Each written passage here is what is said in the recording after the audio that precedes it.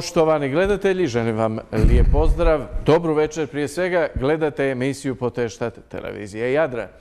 Večeras ćemo govoriti o Splitu, govorit ćemo o domaćoj politici, govorit ćemo o stranoj politici, svim aspektima kojima smo okruženi. Atraktivnih tema je dovoljno, a i gost nam je atraktivan. Večeras nam je u gostima splitski gradski vijećnik i čelni čovjek zajednice poduzetnika i obrtnika HDZ-a, gospodin Hrvoje Marušić. Ja vam želim dobru večer i dobrodošli u emisiju Poteštat. Dobro večer, hvala na pozivu, pozdrav svim gledateljima TV Jadran. Na samom početku, gospodine Marušić, u glavu GUP tema, svih tema trenutno u Splitu, ako ćemo izuzeti izbore i sve ove lipe sa plakatiće i sve šta ide uz to. Što biste imali reći vezano za tu temu GUP? Molim lijepo. Vaših 5 minuta. Ako ćemo izuzeti izbore, onda je GUP jako bitan. Dakle, GUP su izbori. Ja sam po prvi put ponio jedan mali šalabahter, jer takvi su podaci da stvarno čovjek se smrzne kada ovo čuje i vidi. Dakle, kad govorimo o GUP-u grada Splita, moramo reći da je zadnji generalni urbanistički plan, dakle plan izgradnje grada, donesen u 12. mjesec 2005. godine. Koalicijski partneri su tada bili Lista Velog mista, HDZ i HSP. Tad je zadnji GUP donesen, dakle onda u mandatu Željka Keruma i u mandatu sada Ive Baldazara 8 godina dakle se nije u gradu događalo ništa. Grad je živo tkivo, grad diše, grad se razvija, ideje se mijenjaju, strategije u poduzetništvu se mijenjaju, trendovi se mijenjaju. GUP nije sveto pismo, ne može biti zapisan i reći sad narednih 50 godina ćemo raditi po nekim dokumentima, odnosno dokumentu. GUP je jedinstveni dokument. Po tome ćemo raditi i nećemo ga mijenjati. Na moje inzistiranje na početku ovoga mandata gradonačelnik je pristao da prikupi poduzetničke ideje koje sam ja još kao čelni čovjek HUP-a, Hrvatske udruge poslodavaca za Dalmaciju, prikupljao. Pristao je na to. Gospodin Baldazar je dakle shvatio da bez gospodarskog razvoja grada nema ni razvoja grada, nema zapošljavanja, nema punjenja proračuna. Moja jedina zamjerka je što se čekalo cijeli mandat, što je to trebalo biti možda na pola mandata, jer realno za napraviti novi GUP je 2 godine. 1,5 do 2. Nažalost, evo, tek pred kraj mandata, praktički na zadnjoj sjednici gradskog vijeća će se odlučivati o donošenju novog generalnog urbanističkog plana. U grad je pristiglo preko 600 zahtjeva. Šta poduzetnika, šta legalizacija, šta svega skupa. Od toga su gradske službe odradile jedan stravično velik posao. Na tome im iskreno čestitam. Dakle, nekad službe treba i pohvaliti kad odrade svoj posao kako treba. Nekad ih treba kuditi. Često se kude s razlogom, a treba i pohvaliti kad treba pohvaliti. Dakle, odrađen je veliki posao.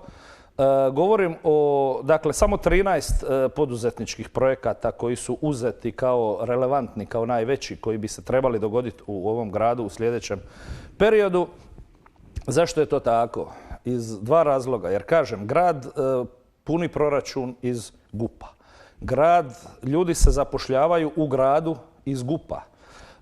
Komunalni doprinos u grad ide iz GUP-a. PDV u državni proračun ide iz investicija u GUP. I onda kad se pojedini, pa i kolege moje, a naročito šira javnost, mediji i tako razne udruge, interesne skupine raspravljaju oko GUP-a, onda sam siguran da ove podatke koje ću ja sad pročitati, oni o tome ne znaju ništa. Jer da znaju, ne mogu vjerovati da bi onda istupali na način na koji istupaju. Idemo čuti podatke pa ćemo onda ići malo na reakcije. Ja ću pročitati vrlo kratko. Dakle, ja sam ih sažeo... Znači, dame i gospodo, po prvi put Hrvoje Marušić ima šalabahter u jednoj živoj emisiji. Jer ovo je nepamtljivo. Mislim, hvala vam na toj ekskluzivi. Brojevi. Dakle, ukupno novim GUP-om je uz legalizaciju postojećih objekata između 2 bolnice, diljem grada, u kampusu, dakle šta nije riješeno 40 godina, ovim GUP-om bi se ti objekti legalizirali. To je prva korist građanstvu, dakle. Druga korist je, dakle, kad gledamo, ukupno bi se izgradilo 187 tisuća metara četvornih novog prostora. 187 tisuća. To je investicija od 210 milijuna eura ili 1,6 milijardi kuna. Dakle, mi raspravljamo o investiciji o 1,6 milijardi kuna. I onda mi govorimo o terminalima na Krku, o Pelješkom mostu, o ne znam čemu sve god, a mi ovdje olako o 1,6 milijardi kuna investicije se koristimo u politikanske svrhe u predizborno vrijeme. Dakle, samo PDV-a iz osnova ove investicije imate 315 milijuna kuna.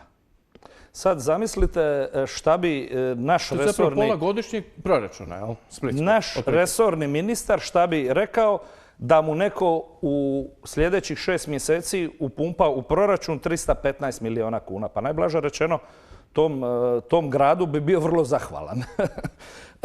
Komunalnog doprinosa, dakle, direktno u blagajnu grada ide cca 50 milijuna kuna. Dakle, iz osnove komunalnog doprinosa, plus kad se gleda eksploatacija svih ovih objekata, mjesečna naknada koja se plaća, to su enormni novci. To je kumulativ stravičan. I ono što je najinteresantnije i najvažnije i što je trebalo staviti na prvo mjesto, a ja ću to podvući na kraju, a to je broj radnih mjesta. Dakle, iz ovog novog GUP-a koji je predložen vijećnicima grada Splita, da ga prihvate za boljitak grada, predloženo je ni više ni manje nego 2250 novih radnih mjesta. Dakle, u Splitu se dizanjem ruku u ožujku mjesecu gradskih vijećnika za godinu dana otvara 2250 radnih mjesta. Puni se proračun, investicije 1,6 milijardi kuna i neko se s tim olako igra, zeza, radi od toga majmunarije i prikuplja jeftine političke poene. Ovdje se radi o razvoju grada. Ovdje se radi o stotinama malih poduzetnika, tvrtki, obrtnika koji sudjeluju u izgradnji, nakon izgradnje u zapošljavanju. Struktura zaposlenih ovih, sad će opet zlobnici reći, to su blagajnice, konobari, ne znam ko. I blagajnice i konobari nisu građani drugog reda, dapače. Isto su djelatnici kao i svaki drugi i po meni puno vrijedniji od onih što sjede po nekim državnim institucijama i primaju plaću. U Hrvatskoj imamo dvije kategorije ljudi. Jedni koji primaju plaću i drugi koji zarađuju plaću. Ovi zarađuju plaću. I mi koji se borimo za ovaj GUP, mi zarađujemo za plaću. Nama je niko ne daje. Nek me shvate kako god hoće. Dakle, i ko god hoće. Od tih 2250 radnih mjesta više od pola tih djelatnika je, tih mjesta je spremno za visoku stručnu spremu. Dakle, za ove ljude koji sad idu u svijet, gdje se mi iščuđavamo na svim medijskim portalima, televizijama, radijima, prošle godine je otišlo 80 tisuća ljudi, prošle godine je u Dansku otišlo ovoliko, u Švedsku ovoliko, Finska traži hrvatske radnike, a mi imamo potencijal, dakle, ljudi čekaju, mole, kume, da se donese GUP, da otvore 2250 novih radnih mjesta samo na području grada Splita. I pojedinci neodgovorno to koriste u politikanske svrhe. To je dno dna politike. Zbog toga je ova država tu gdje jesmo, zbog toga ovo društvo ne ide napred, jer se politikom bave ljudi većinom koji nikad u životu nisu zaradili plaću, već je dobiju na meni nepoznat način i nevjerovatan način. I onda takvi blokiraju razvoj grada, države u cjelini i hrvatskog naroda. Prema tome, glas protiv GUP-a je glas protiv 2250 radnih mjesta. To je 2250 ljudi, ajte čaj iz Splita jer ovdje ne možete raditi. To je glas za to.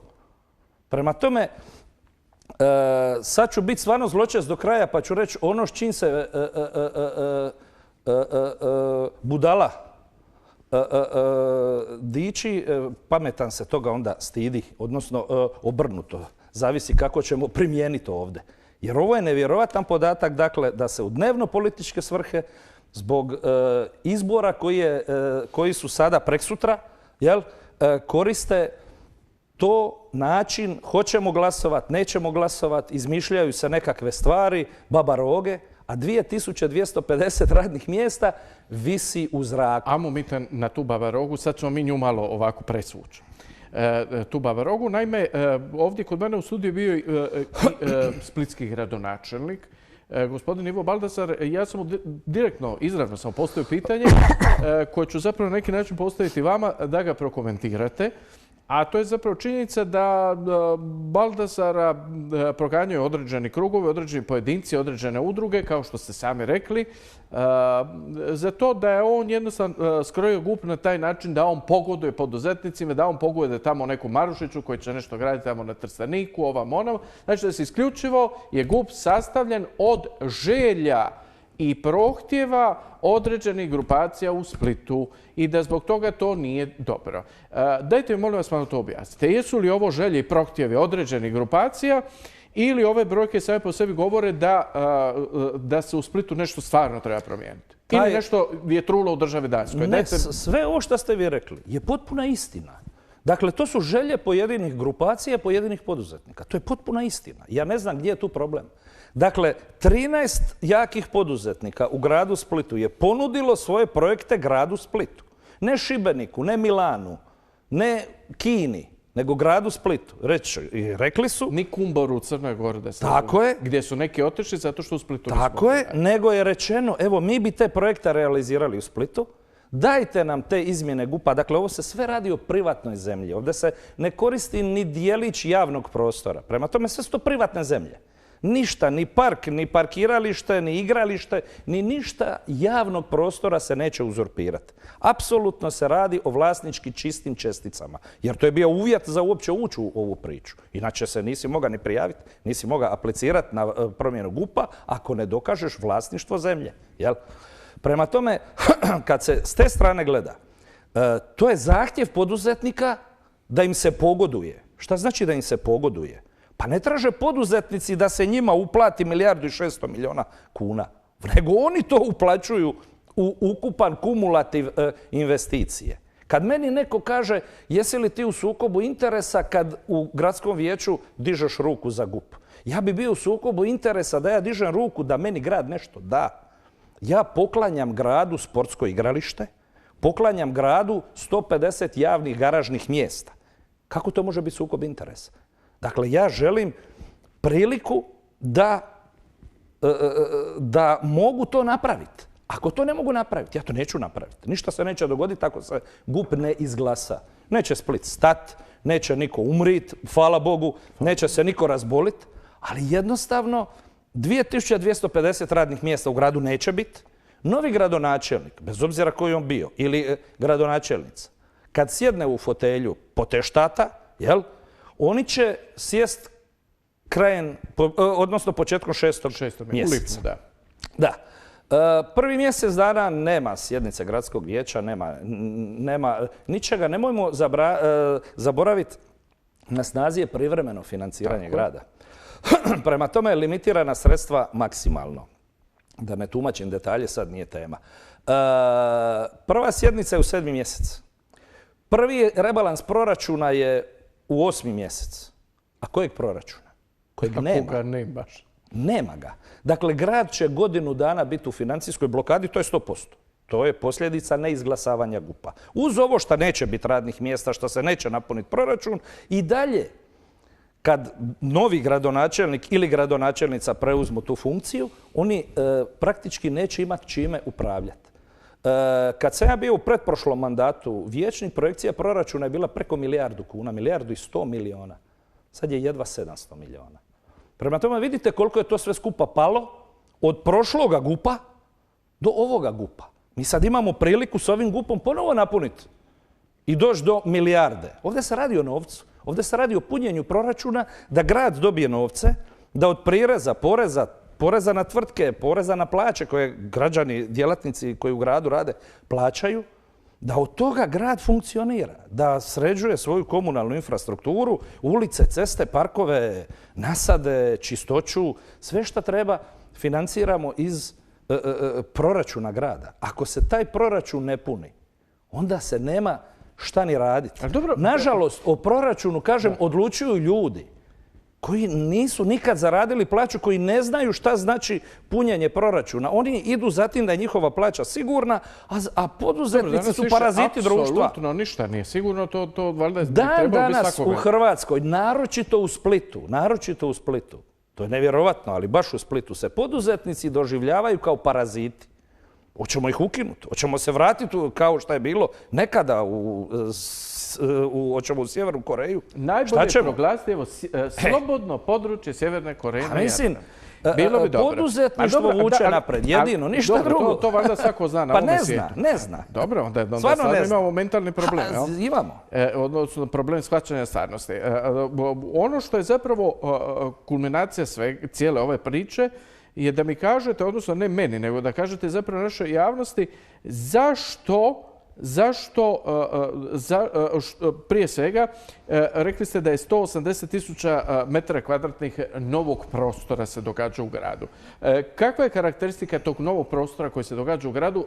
Koliko je tu javnih površina, koliko je tu površina koji će zadovoljiti potrebe grada Splita, trgova, igrališta? Izvrsno pitanje. Baš vam hvala na tome jer ponovo ponavljam. Možda je nekome promaklo. Radi se sve o privatnom zemljištu. Dakle, vi to privatno zemljište danas ne možete koristiti jer je privatno. Kao što je vaš balkon privatni, ne mogu ja na vaš balkon doći i igrat tenis, badminton ili šta već hoću. Jer je to privatno vlasništvo. Dakle, svi ti prostori se mogu zatvoriti i ograditi i reći to je privatno i zabraniti pristup. Neki ljudi koriste sad te prostore u neke svrhe, ali to je samo dobra volja vlasnika da to pusti. Ali to nije javni prostor. Dakle, mi privatni prostor u biti pretvaramo u javni. Otvaramo ga javnosti. I kroz sportske terene imate u planu ovdje jedan veliki sportski centar na Plokitama. Dakle, na Plokitama bi se treba graditi jedan veliki sportski centar i on se otvara javnosti, naravno, on će biti javni. Imate na Trsteniku gdje se igralište veliko, rukometno igralište, dakle gabariti rukometnog igrališta, privatnog, sada se poklanjaju gradu u trajno vlasništvo zato jer će se ispod igrališta nešto dogoditi. Sad je igralište na podu.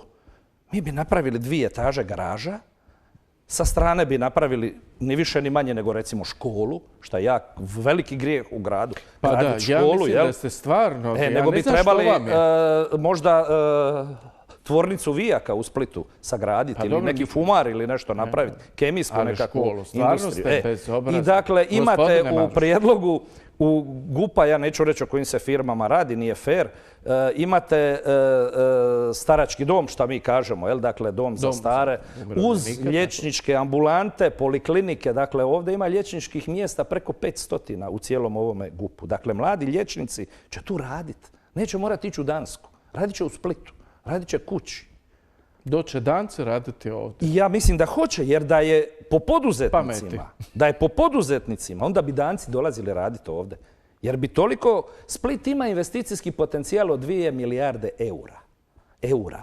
To smo mi u HUP-u prikupili. Dobro, evo ga, dolazimo u takve probleme sa administracijom i sitnim politikantima da je to strašno. Ok, a evo dolazimo sad do jedne situacije koju zapravo vi tu sad morate razriješiti.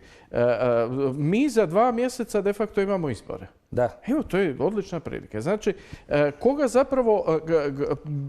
Kakva je vaša projekcija toga? Imamo sad kandidata je dosta, možda čak i više nego što su ljudi očekivali, možda čak i više nego u drugim gradovima. Biće ih još. A vjerojatno će Imam informaciju da će biti još. Tako je. Neka, dakle, pluralizam u Splitu pameti ko u priči. Da. Odlično. Ali ajmo sad vidjeti, evo, građani Splita su to, vide svoj grad, osjećaju ga, žive u njemu svaki dan, hodaju, voze sa ulicama i tako dalje.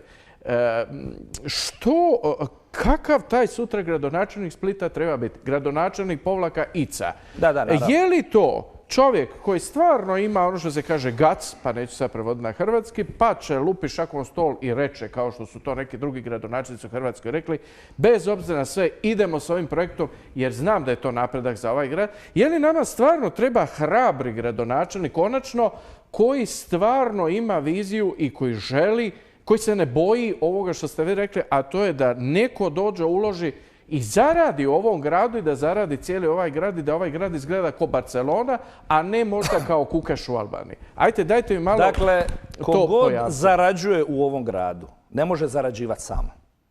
To mora biti potpuno jasno. Dakle, svaka isplata plaće od ovih 2250 plaća, prirez ide gradu.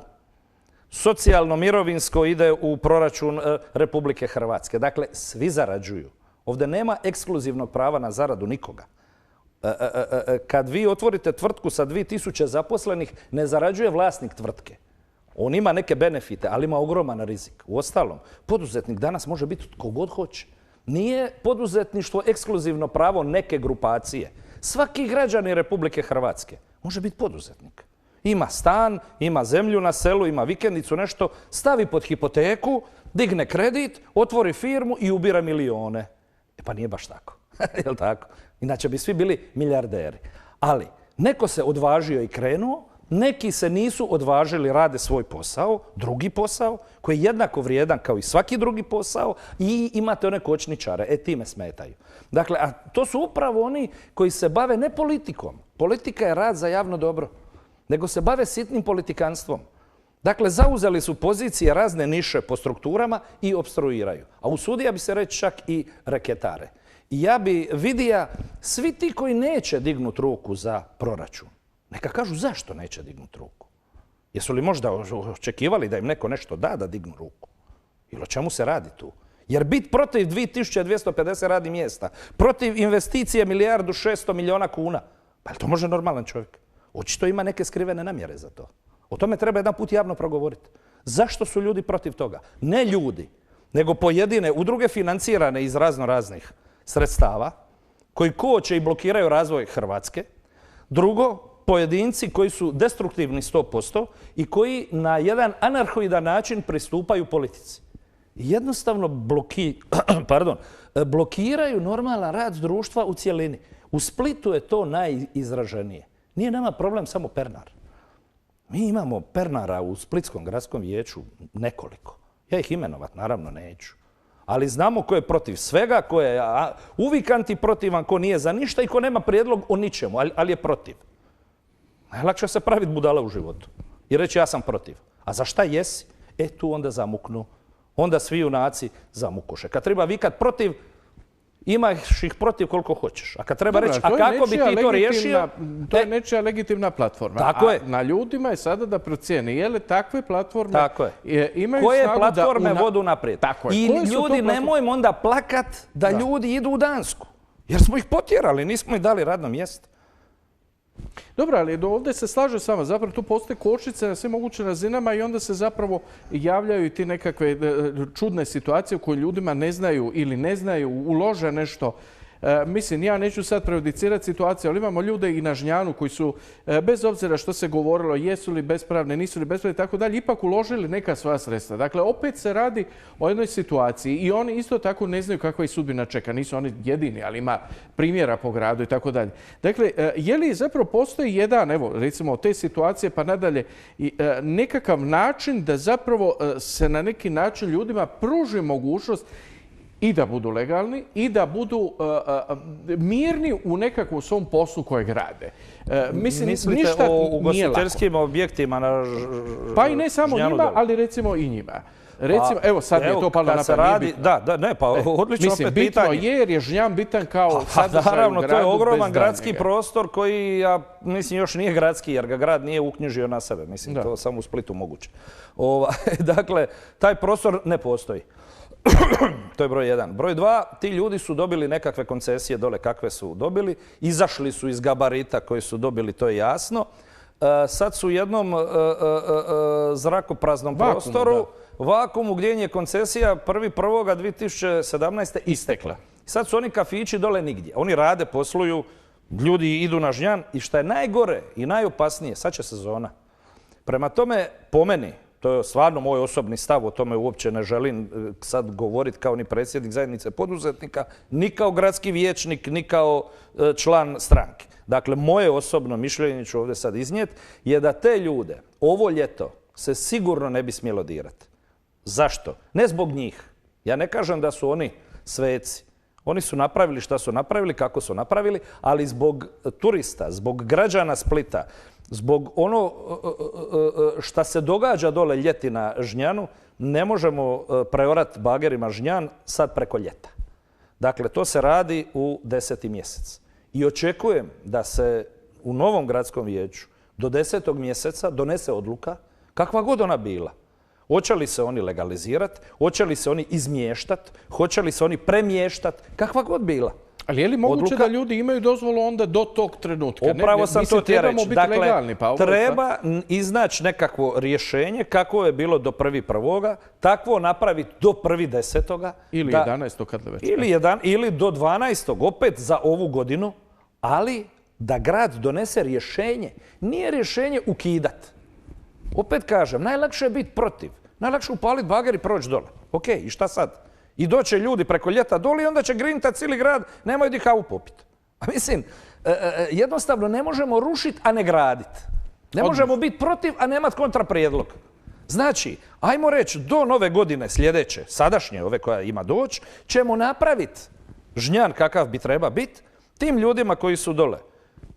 Izmjestiti, ukloniti, pomaknuti, srušiti, šta god, kako ili god treba. Ili legalizirati ili bilo što. O tome... Ali je bit svega da zapravo da grad... Ali se to ne radi u 5. mjesec pred ljeto. To se ne smije raditi pred ljeto. To se radi u sred zime. Šta god se dogodilo na Žnjanu, mora se dogoditi u sred zime, a ne početkom ljeta. Eto, samo toliko. I ne smije biti skandalozno na štetu građana, ali ljudi koji su poduzetnici u svakom slučaju. Ajmo mi malo, dobro, ovo je bio jedan primjer, ali tih primjera ima po gradu, mislim, nevjerojatno.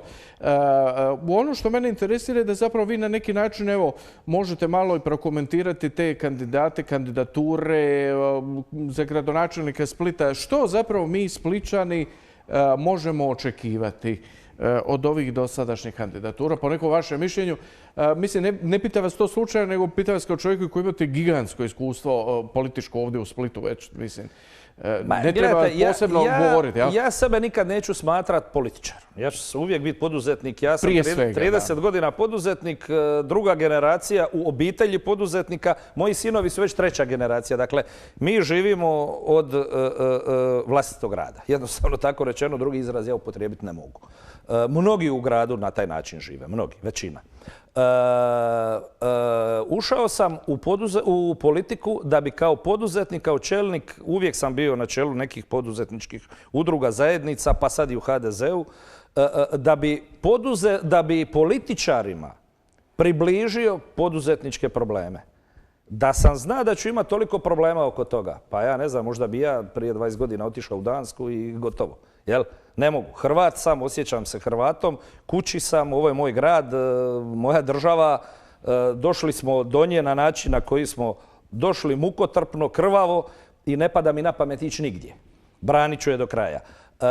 Jednostavno, poduzetništvo u Hrvatskoj, a naročito u Splitu, još nije saživilo. Još su prejake komunističke strukture, naročito u svijesti pojedinaca. Nažalost, ti pojedinci su, kažem, zavučeni u razne niše po državnim strukturama. Oni ne shvaćaju da poduzetnici pune proračun i da oni od tog proračuna dobivaju plaće. Ne dobivaju oni plaću zato jer nam Narodna Republika Kina uplaćuje neka sredstva. Niti nam izvire nafta pa od toga kupimo novce, nego od poduzetničkih projekata. Kad bi to ljudi u javnom sektoru shvatili, mi bi bili Švicarska u roku 5 godina. To ja jamčim, jer investicijski potencijal postoji. Postoje projekti, ja sam o tome govorio puno puta.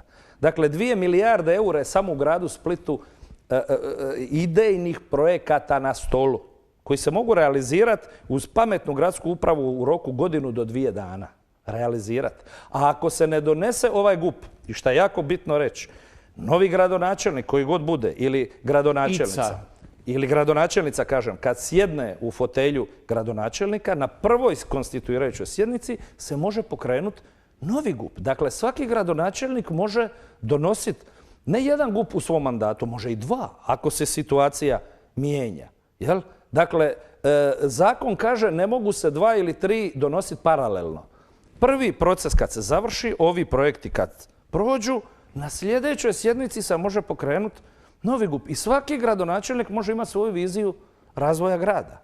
Ali ja, nažalost, još nisam čuo, ja se nadam da hoću, od nijednog konkretnog kandidata koja je njegova vizija poduzetničkog razvoja grada.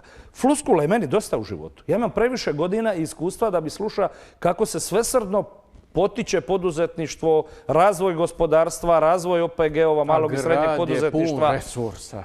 Prema tome, ja očekujem konkretne odgovore i mogu slobodno ovako reći da će poduzetnici sigurno, to je veliki broj ljudi s kojima sam ja u kontaktu svakodnevno, stati uz onoga koji im ponudi najbolje uvjete za rad u ovome gradu. To su ljudi To ima logike. koji su izdržali u ovom gradu krizu zadnjih 8 godina koja nije bila laka. U Kerumovo vrijeme se nije dogodilo apsolutno ništa. Taj nije napravio ništa. I ono što je napravio, bolje bi bilo da nije napravio. A napravio je samo zapadnu obalu i to na način da je namjenska sredstva za Karepovac potrošio na zapadnoj obali i to ih je potrošio ispred svog hotela. Jer da tu nije bio njegov hotel, da je njegov hotel bio u Kopilici, on bi vjerovatno ta sredstva potrošio na željezničku stanicu. Jer njemu je bilo važno srediti predvorje svog hotela, a ne građanima dati rivu. Nisu baš bili slavni ni oni što su bili prije njega. Oni prije njega su napravili rivu. Ali su napravili rivu sa gradskim novcem i sa obveznicama protiv kojih se neki bune, ali ta riva danas postoji i ta riva je bila preduvjet da bi grad Split danas bio turistička meka. Jer na onu asfaltiranu rivu i salonitni pitar, pa jesmo na to trebali turiste voditi. Dobro, ali Lipa i zapadna obala, ruku na srce. Mislim, ne navija ni za koga, čekaj, ja znam i ko je projektira zapadnu obalu. Zapadna obala je predivna, prekrasna, ali gledajte, ako ćemo biti legalisti i ako ćemo biti ljudi koji poštuju pravila igre, onda ne mogu ja dovesti u studio novog Ferrarija, reći plješćite mom Ferrariju, a Ferrari ukraden. A to je to. On je lip, prekrasan, divan, ali brate, nije tvoj. Jel me razumite? Prema tome, zapadna obala je okej. I dobro je da je tu. I dobro je da je napravljena. Samo su nakane bitne, jako bitne i sve skupa šta je oko toga išlo i čija su sredstva. Zato mi sad imamo problem na Karepovcu. Jel me razumite? Karepovac će se riješiti. Riješit će se, ali će biti jako, jako teško. Dobro, puno ste tu otvorili tema koje se granaju iz same situacije u Splitu, ali ono što je jako važno, opet ponavljam, je da su izbori ispred nas. Ljudi stvarno trebaju sjesti, dobro razmisliti kako i na koji način zapravo vide Split u budućnosti i što je to što naš grad može unaprijediti, jer mislim da je vrijeme da ovaj grad krene naprijed. Mi cijelo vrijeme govorimo da je Split drugi grad u Hrvatskoj. Buka mi vidim da je čak i Novi Marof išao ispred njega. Pa ja gledam, hvala Bogu, i televiziju i medije, svi skupa pratimo. Ne možemo baš se toliko puno hvaliti da smo drugi. I svako malo se negdje kaže zbog poduzetničke inicijative u tom i tom gradu dozvoljeno je, promijenjeni su prostorni planovi. Novi Marof, pa nek se vidi gore šta rade Međimurje, šta rade okolica Varaždina. U Splitu je sve problem. Eto, jer jednostavno vlada opstrukcija. Poštovani gledatelji, gledate emisiju Poteštat. Naš večerašnji gost je gospodin Hrvoje Marušić, splitski gradski vijećnik, čovjek koji otvoreno nastupa po pitanju ovih naših gradskih tema, a vjerojatno će u narednom dijelu emisije nastupiti po pitanju ovih državnih i političkih tema. Ostanite uz nas.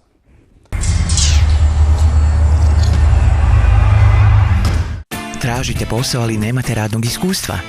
Imate izvrsnu ideju, ali vam nedostaju sredstva za pokretanje vlastitog posla. Želite zaposliti nove djelatnike ili uložiti u usavršavanje postojećih? Ministarstvo rada i mirovinskog sustava i Hrvatski zavod za zapošljavanje nude vam rješenje. Iskoristite jednu ili više od naših 9 mjera. Saznajte sve na www.mjere.hr. Od mjere do karijere.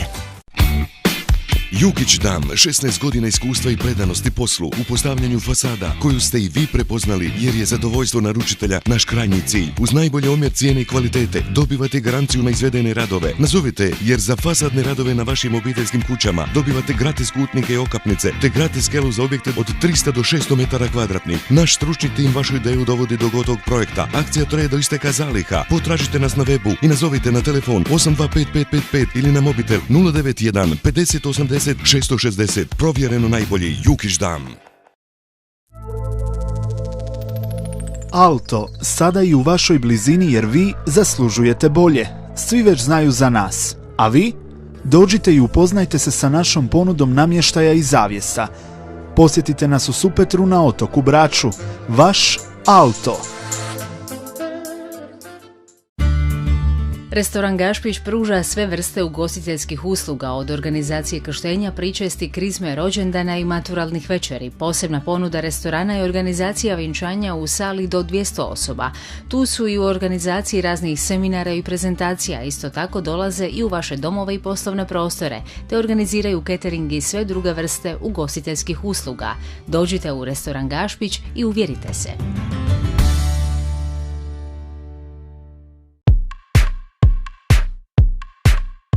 Tvrtka Antipiros predstavlja vam učilište za izobrazbu pomoraca, organiziramo brojne programe i tečajeve. Prijavite se i započnite svoje obrazovanje odmah.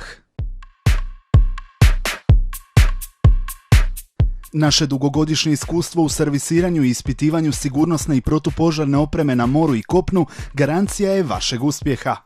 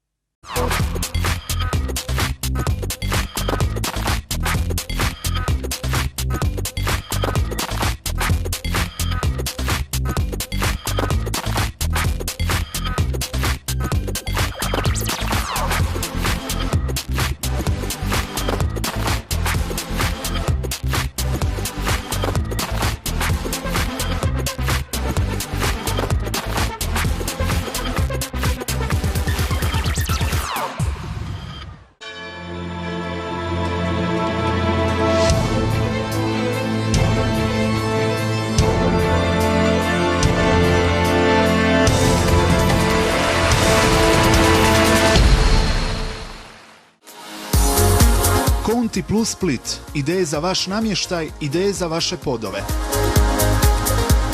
Nudimo najširi izbor podnih obloga, materijala za izradu namještaja, različite vrste drvne građe i ploče za graditeljstvo.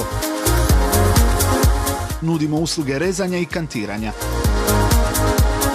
Posjetite nas u Solinu na adresi Hektorovićeva 38 i uvjerite se u našu bogatu ponudu. Vaš Konti Plus. Provjereno najbolji izbor Nova Rent-A-Car. Provjerite naše super pogodnosti i uštedite. Rezervacije i informacije na broj 203 380 ili na 098 983 6950. Posjetite nas na www.rentacarsplit.net. Nova Rent-A-Car.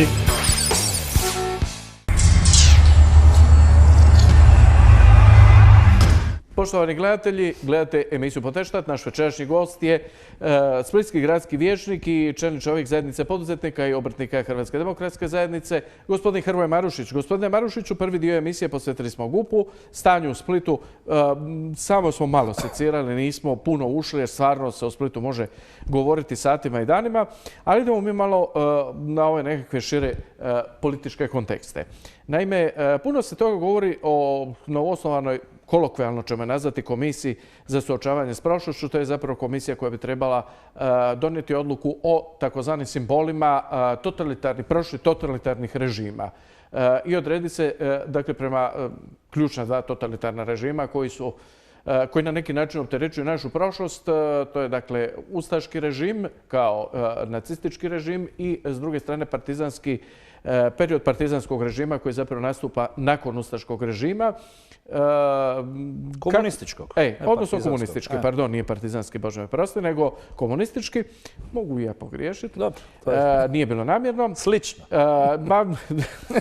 To bi sad mogli polemizirati ujutro, da ili ne, ali u svakom slučaju znači komunizam, nacizam. Kako je vaše mišljenje o toj inicijativi zapravo, toj komisiji prije svega i cijeloj ideji? Pa ideja je dobra. Dakle, ja sam apsolutno za to da se jedan put podvuče crta, ali opet bole način, kriteriji, dakle, po kojima se to sve skupa radi. Dakle, u Hrvatskoj su svi, ali baš svi, osudili nacizam i fašizam. I toga nema. U Hrvatskoj nemate ni jednu stranku, pa ni marginalnu, šta kaže paradirali su po trgu gore. Oni su Paradirali kako su paradirali, u čemu su paradirali? Oni nisu nosili nikakva ustaška obilježja. Dakle, nigdje nisam vidio slovo U, nigdje nisam vidio ustašku kapu i nigdje nisam vidio ništa osim crne uniforme, jakete, crne šlape su čak neki nosili, šta ja znam, to je bilo tako gore kako je bilo. Ok, svugdje u svijetu imate nekakve desničarske skupine koje se predstavljaju kao eto što su se oni gore predstavili. Nije bilo, ja bar nisam vidio, a mediji da su mogli prenijeli bi sigurno, nije bilo ni jednog ustaškog obilježja. Ustaštvo je kod nas osuđeno, ustaštvo je kod nas zabranjeno, mi smo civilizirana zemlja i kod nas toga nema. E sad, kad taknete u drugu stranu, onda nastaju problemi. Dakle, kad osudite komunizam kao jedan totalitarni režim koji je, nažalost, trajao 5 puta duže od fašizma, koji je proizveo puno više žrtava nego fašizam, jer je duže trajao, koji je gdje se Aleksandar Ranković 51. godine u veljači u Beogradskoj skupštini hvalio da su pobili 500.000 državnih neprijatelja u prošlih 6 godina, bez suđenja, naravno, bez ičega. Dakle, to je bio jedan krvoločni sustav. I sad, jedna skupinica ljudi prođe kroz Zagreb u crnim jaketama s limenom glazbom. Američka zastava mi nije bilo jasno baš čemu im služi i nemam ih namjeru pravdati uopće, ali mislim da je to njihovo demokratsko pravo. Nisu se uopće ogriješili o zakon. To je činjenica. Jer da jesu, bilo bi ih privelo sve. Dakle, nisu imali nikakva ustaška, nacistička, fašistička obilježja. To što su nekoga podsjećali na to, to je njegov problem. A onda s druge strane imate, kad je 1. maj ili dan mladosti, kako li se to sve zove, u Kumrovcu imate petokrake, imate Titove slike i onda predsjednik Josipović ode u Kumrovec, pleše s petokrakama, Stipe Mesić im se klanja, oni ga primaju sebi u prostorije, kad se utvrdi da je on pronevjerja ili nije pronevjerja, to će riješiti sud. Dakle, nekakve čekove i tako, govorija malo da je ustaša, malo da je partizan, dakle jedna nevjerodostojna politička ličnost 100% Stipe Mesić, onda se oni klanjaju tamo petokrakama i prikrivaju grijehe komunizma. Jer od 15.5.1945. pa do 1951. godine do Rankovićevog izvještaja u Beogradskoj skupštini, što je dokumentirano, dakle nije prazna priča, su se događali egzekucije, bez suda, bez ičega. To Bernardić, mladi, nadobudni, SDP-ov lav, ne priznaje. On kaže, Titov trg mora ostati u Zagrebu, o čemu mi pričamo. Eto, to boli. Je li nekome u Hrvatskoj palo na pamet staviti trg Ante Pavelića? Nije. Ja nisam čuo ni jednu inicijativu da postoji da se stavi trg Ante Pavelića. Ja to nisam čuo. A onda kako može biti maršala Tita? Pa Tito je, zahvaljujući trajanju vremenskom, nažalost, napravio više zla nego poglavnik. To matematika kaže, to su, nažalost, surovi brojevi. Pa Slovenci ne mogu autoput sagraditi jer vire hrvatske kosti iz zemlje. 100.000 Hrvata je pobiveno po Sloveniji. Imamo sad i filmove o hudoj jami, gospodin Leljak iznosi činjenice, podatke. Neki to ne žele čuti. Ja dobro, žele ga proglasi ludim, jel se? Lud, naravno, te kosti nisu ljudske kosti, to su, ne znam šta je to. Dakle, taj dvostruki pristup problemu užasno iritira. Dakle, mi u Hrvatskoj odgovorno tvrdim, ja sam pripadnik nekakve malo desnije politike, dakle malo čvršće politike, daleko od neke desnice, ultra i bilo što drugo, to me stvarno ne zanima. Dobro, pripadnik ste desne politike, ali niste neofašisti. Ma u Hrvatskoj ja tvrdim da nema neofašista. A dakle, tu moramo imati distinkciju, jer jedna je desnica, jedno je patriotizam, jedno je fašizam. Zdrava, uljuđena evropska desnica. Ne proevropska, nego čista evropska desnica. Da, ali to se ovdje sve trpa u isti koš. A ovdje se to sve trpa u isti koš i ovdje kogod nije za Tita je ustaša. Pa nije tako. Mi se ne možemo, ja kažem, nisam... Evo, interesantan je recimo komentar koji stiže iz Beograda, gdje zapravo Beograd smatra da je komisija koja je osnovana tu zapravo komisija koja ide u pravcu da izjednači, što je po njihovom mišljenju nemoguća ili čak neprobavljivo, da se izjednači ustaški režim s četnicima, jer oni smatruju da su četnici koji su oni rekvirirali i na neki način jednim dijelom taj pokret očistili od svoje fašističke prošlosti, oni smatraju da to jednostavno nije moguće usporediti, recimo, taj režim sa četništvom koje je po njima svetinja. Kako zapravo gledate na to? Mislim, ko je zapravo taj koji može stvarno staviti na svoje mjesto, uz ovo što ste rekli sam da je fašizam ustaštva stavljen na svoje mjesto, ko može zapravo ove ostale pojave staviti na svoje mjesto i da je on kompetentan, a da ga u isto vrijeme i javnosti, i kako u nas, tako i svih ostalih prihvati? Ono što ste rekli u prethodnom dijelu emisije, kakav bi gradonačelnik trebao biti. Pa takav treba biti predsjednik, predsjednica, premijer, premijerka, već koji je. Dakle, odlučan, rezolutan i jasan. I reći, dakle, u Hrvatskoj je ustaštvo i fašizam osuđeno. Kraj priče. Je li ima igdje u Hrvatskoj inicijativa za park, ulicu ili bilo šta nekom pripadniku bivše NDH ili čega? Nema. Ta inicijativa ne postoji. Titovih trgova, ulica, brigada, onih imate koliko hoćete, ti su ljudi radili svašta. To jako dobro znamo. Prema tome, dok imate SDP ovakav kakav imate, koji svaku temu, gdje Bernardić, ali svaku rečenicu, da ga pitate o cvijeću, on će reći cvijeće je divno, ali je HDZ problem zato jer je cvijeće nije zaliveno jučer. Dakle, on u svakoj rečenici nastavlja ono što je njegov guru idejni Milanović pokrenuo, a to je stvaranje antagonizama, dakle stvaranja podjela u društvu. SDP konstantno stvara podjele u hrvatskom društvu. Oni jednostavno ne žele Hrvatsku prihvatiti kao takvu, željeli bi vladat njome, željeli bi hrvatske kune, željeli bi hrvatskim institucijama upravljati, a 25.6.90. godine su se digli iz Sabora, nisu htjeli glasovati o hrvatskoj neovisnosti. 91. 91. sam rekao, dobro, pardon, lapsus lingua. Sve jedno znam. Dakle, oni su izašli iz Sabora, oni Hrvatsku nikad nisu željeli, ma ne žele je ni danas. Oni bi najrađe želili da mi budemo opet u regionu jedna mješavina naroda. Ali gledajte, i dok je takva politika, dok se takva politika vodi, koja to komisija može izmiriti? Jednostavno, ja osobno smatram da je stav vlade, mora biti rezolutan i jasan, bez ikakve komisije, donijeti odluku, tu odluku progurati u Sabor, imamo većinu, jednostavno donijeti odluku o zabrani totalitarnih simbola. Svih. I petokraka, i Tita, i Koče Popovića, i ne znam koga sve ne. Mislim, ljudi moji, kakav Tito? Pa to je krvnik hrvatskog naroda, pa to je valjda... Pa ljudi moji, pa palite televiziju, otiđite na YouTube, pročitajte 2 knjige u životu. Jednostavno to, dok se takva uredba i zakon ne donese, i dok se ne počne primjenjivati striktno, ma ništa od komisija nema nikakve koristi. Vi ste na neki način bili preteča tim stavovima distanciranja od totalitarizama. Svih. Da, svih totalitarizama svih boja, što smatram da je i u skladu s ovim našim podnebljem koje je i multikulturalno i na neki način prihvaća različitosti po nekakvom svom nahođenju prvenstvenom. Pa ste samim tim kao što ste se deklarirali da se distancirate apsolutno i 100% od fašističkog sustava bilo kakvog. Svaki civilizirani čovjek se od toga distancira. Tako ste se i distancirali, odnosno tražili distanciranje od komunistima u Splitu, pa ste idejni tvorac i pokretač inicijative koja je kasnije i završila za vas uspješno, a to je da se jedan prilaz, jedan perivoj u Splitu nazvao prilazom žrtava komunizma. Da, vidite, to ste dobro.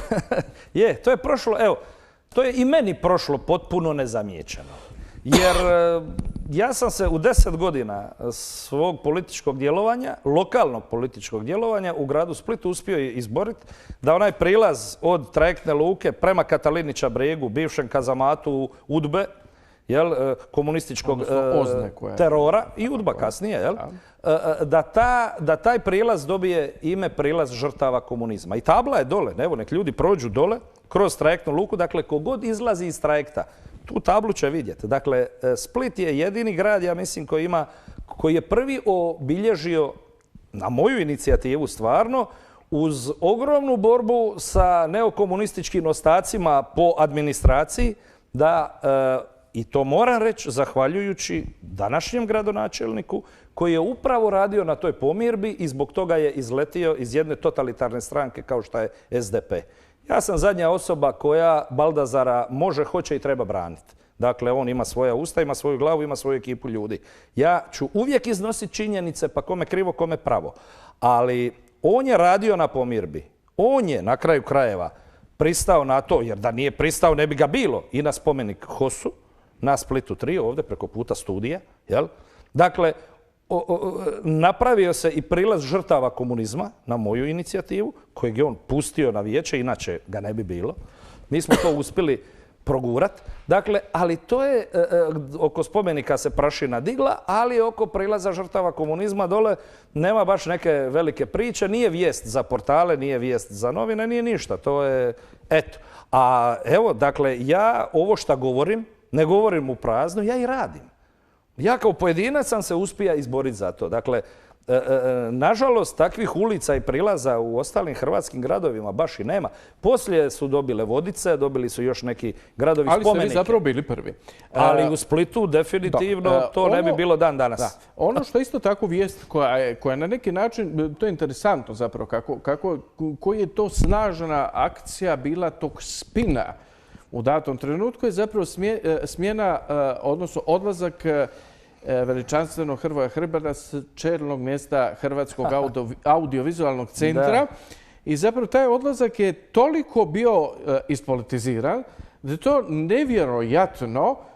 nevjerojatno koliko se tu riječi izreklo u političkom kontekstu, a da je zapravo pozadina vrlo jednostavna, hladna matematika, računi kod krčmara. Dakle, koliko si potrošio, zašto si potrošio i gdje su te pare? Pa gledajte, ja bi volio da je samo matematika u pitanju. Onda bi mi bilo puno lakše. Onda bi neko za to odgovara, neko bi možda te novce vratio, a neko bi možda završio u zatvor. Nema veze, neko odgovara svak za ono što je loše napravio i tako pravna država funkcionira. Mene je puno veći problem koja je nemjerljiva šteta napravljena hrvatskom narodu, hrvatskoj državi i hrvatskom ponosu. Dakle, da su oni sa našim novcima snimali takve filmske uratke kojih se svaki pošteni Hrvat može samo sramiti. Recite mi, je li jedan film snimljen zadnjih 10 godina da se nije izrugivalo Hrvatskoj vojsci, svećenstvu, hrvatskoj vladi, hrvatskom narodu, vjernicima? Vjernici su nazadni, katolički svećenici su pedofili, ministri obrane, ministrice su pijandure. To je sve iz njihovih filmova. Skoro pa prostitutke. Tako je. Prema tome, oni su u svakom svom filmu sve hrvatske svetinje, najveće hrvatske svetinje prikazivali kao najveće smeće. E pa dosta više toga. Mene ne boli što su oni krali novce. Zato će neko ići u zatvor. Ali ovo što su oni nama 10 godina radili i servirali filmove od kojih bi iz Kina na pola filma izašao vani i reka neću više nikad ići gledati hrvatski film. Hrvatski film je postao sinonim za ruganje sa hrvatskim svetinjama. Pa je to žalostno?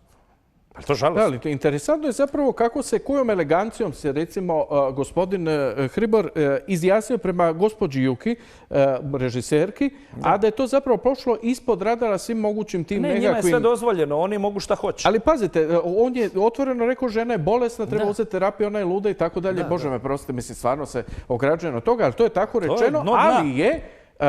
Kada je rečeno, od te strane zapravo prošlo ispod radara svih tih organizacija koje se bave za zaštitu. Kao što prolazi ispod radara i to da, recimo, gospođu Željku Markić stavite na naslovnu stranicu nekih novina, stavite joj hitlerske brkove i to je sve okej, to je super. I to su slučajno srpske novosti. To je satira i tako dalje. Ali recimo, kako komentirate ovu stvar? Mislim, novci koji su dati za sporni film, danski film o 15 minuta užasa u Dvoru na Uni, koji je na neki način prikazao od strane srpskih ratnih zločinaca, oni su zapravo komentirali da je hrvatska vojska napravila pokolj.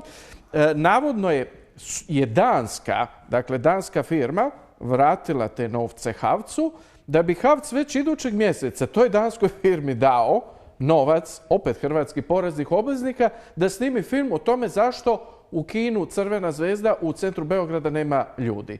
Jer je to u hrvatskom interesu Hrvatskog audiovizualnog centra i hrvatskog naroda. Dajte mi malo to objasnite kako je to moguće i ko zapravo stoji iza takvih relacija. Je li to zapravo, je li moguće da ipak iza toga stoji nešto više? Naravno da stoji nešto više i to sve što ste nabrojili ja neću ponavljati. Ja sam spomenuti i to na Uni. I to u Beogradu i sve skupa. Mislim, ja pretpostavljam da ste vi zabrinuti zašto nema u kinu Zvezda u Beogradu. Ja ne mogu spavati danima zato što kino Zvezda u Beogradu ne funkcionira. Mislim, stvarno mi je teško. Dobro, mislim, htio sam znati od vas. Dakle, to je za hrvatsku javnost jako bitno i mi moramo puno sredstava uložiti u to da bi mi to objasnili hrvatskom narodu. Prema tome, opet kažem, ne boli mene šta su oni, ako su uzeli kunu ili milion. To će dokazivati neko drugi. Ali što su nanijeli nemjerljivu štetu Hrvatskoj državi i hrvatskom narodu. Pa pogledajte Frljiću šta on radi u Poljskoj. Šta izvodi taj čovjek. Dakle, on se ruga najvećim svetinjama i oni to takva je grupacija ljudi. To doživljavaju demokracijom. Nije demokracija anarhija. Demokracija je pravo na red i rad. Demokracija ide dotle. Tvoja prava sežu dokle dok ne ugrožavaš prava drugog čovjeka. Onog trenutka kad ti sa svojom demokracijom ugrožavaš prava drugoga, onda to postaje fašizam. Dakle, ovo što radi Havc i ovo što radi Frljić, to je čisti komunistički totalitarizam, odnosno fašizam. Između komunizma i fašizma nema nikakve razlike. To je potpuno isti totalitarizam, samo drugog predznaka i druge boje, ali svode se na isto. Likvidirati neistomišljenike degradirati, osramotiti, Gebelsovim metodama 100 puta izrečena laž postaje istina. Kad ti 50 filmova snimiš kako su katolici nazadni, glupi i primitivni, kako je svećenstvo kod Hrvata problematično, kako je hrvatska vojska radila zločine pri oslobađanju vlastite države, kad to godinama ponavljate, djeca će na kraju u školi reći pa tata, dobro, di si ti bija? Znači, šta si ti radija? Jel? Dakle, to mene boli. To što su oni uzeli ili nisu uzeli, to će rješavati sud. Ali za ovo bi drugčiju politiku ja sigurno vodio prema takvima nego što se sada vodi. Ne bi osniva nikakva povjerenstva ni skupine, nego bi donija stroge, uljuđene, civilizirane zakone, kao što vrijede. Italija je bila fašistička zemlja. Njemačka je bila, za Boga, sjeme nacizma. Pa ko s tim ima problem gore više danas? Ko s tim ima ko u Njemačkoj više spominje naciste? Pa čak imate i parade nekih neonacističkih skupina po Njemačkoj. Pa se od toga, to su marginalne skupinice koje proparadiraju topovima vodenima ih operu s ceste. Idemo dalje sutra raditi. Prema tome, ovdje se radi o totalitarizmu, komunizmu, o fašizmu. To su fašistoidne skupine koje ugnjetavaju i maltretiraju hrvatski narod. Na samom kraju emisije samo jednu rečenicu, još imamo pola minute. Samo mi prokomentirajte gospodarski rast 3,5%. Gospodarski rast 3,5% je dokaz da nakon 4-godišnje opstrukcije SDP-a na svim državnim razinama ova vlada, kad je otpustila kočnice, kad je malo samo pripremila teren, ni u ludilu nisu mogli misliti da će ići iznad 2%. Došli su na 3,5%. Za 2 godine ćemo biti na 5%. Zapamtite što sam vam rekao, sve emisije moje su na YouTube-u. Sve što sam rekao na kraju je tako i bilo. Dakle, ovo je rezultat. Točno, ja se slažem kad Branko Grčić kaže ovo je rezultat SDP-ove vlade. Jer je prestala opstrukcija i počeo je normalan rad. A sad kad pođe još i razvoj, u sljedećoj godini će biti 5% rast. Jer Hrvati znaju, mogu, poduzetnika ima, investitori postoje, treba ih samo pustiti da rade. Vezano za prvu temu, GUP odnosi se i na to. Gospodine Marušiću, skoro sat vremena je prošlo brzinom Munje, puno podataka, puno svega. Ja vam se zahvaljujem na gostovanju u emisiji Poteštati i naravno veselim se svim budućim susretima. Poštovani gledatelji, još jedno izdanje emisije Poteštat. Ostanite uz program televizije Jadran i naravno pratite nas i idućega tjedna. Do tada, lijep pozdrav i do gledanja.